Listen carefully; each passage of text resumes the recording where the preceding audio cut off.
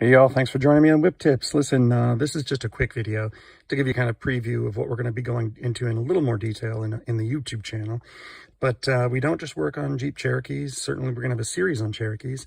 We're also going to have a series on Honda CRVs, and we're going to have a series on the Honda Pilot, and that's what you're looking at right now. 2004 Honda Pilot. We've owned this car since it was brand new. Now our son owns it, and you can see it's clearly being driven and kept up by a teenager. And not much I can do about that.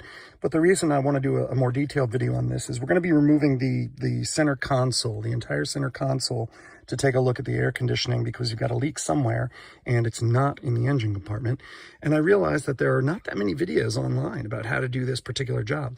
So we're gonna take a look at this. It's not a difficult job removing the console. It's not it's not going to tax you physically. But if you do things in the wrong order, it can create a pain in the ass for you. So we're going to show you how to do things in the right order, how to take things apart, and then how to put them back together again if it turns out that there's anything tricky. So anyway, stay tuned. Look for that on YouTube. Subscribe, like, do all those things for me, please. We're just starting out, trying to grow. Appreciate the view. Talk to you later.